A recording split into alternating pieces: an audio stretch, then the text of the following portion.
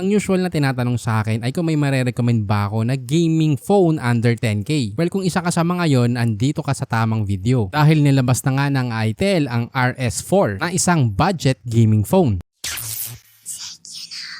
Papunta na agad tayo sa chipset. Gumagamit to ng Helio G99 Ultimate. Meron tong 423,000 on Antutu score. In terms of gaming, halos kasing lakas nito ang Poco M6 Pro 4G. Ngunit medyo may kamahalan na yan, naaabot ng 12k. Pagdating sa gaming, umaabot na ng 120 FPS sa Mobile Legends at wala tayong nakitang problema dito. Malaking tulong din ang iBoost Game Engine na automatic nang nag-optimize sa system para mas maging smooth ang paglalaro. Pero pagdating sa heavy games, gaya ng Genshin Impact, dapat mo lang iset sa low graphics para malaro mo ng medyo matagal-tagal at hindi masyadong uminit. Although smooth din naman ng medium at high, yun nga lang medyo mabilis uminit. Nilagyan din nila to ng 12GB RAM at 256GB internal storage. Para sa akin yung 256GB ay sapat na para ma-download mo yung madalas na ginagamit na apps. Pagdating sa battery, meron tong 5,000 mAh. Ito pa yung malaking upgrade para sa ganitong price point, ang 45 watts charger. Kaya hindi talaga nagdamot si ITEL dito. Kayang ma-fully charge from 0 to 100%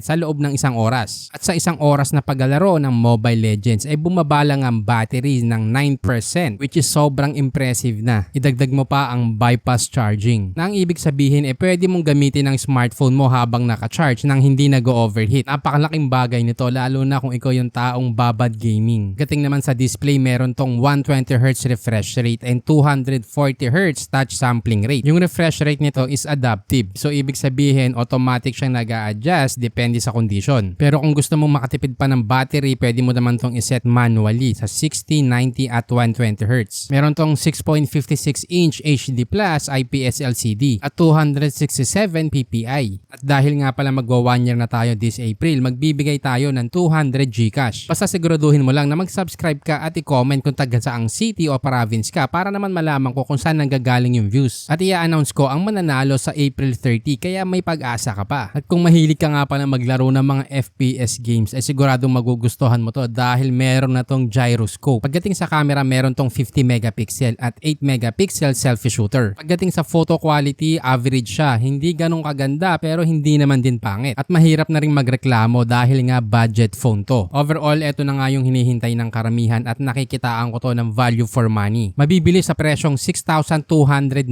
pesos ang 8GB RAM at 128GB internal storage at 7,499 pesos naman para sa 12GB RAM at 256GB storage. Lahat nga pala ng links kung saan mo to mabibili ay nilagay ko na sa description at official yang mga yan. Kung naghahanap ka ng best gaming phone under 15,000 pesos, just click here.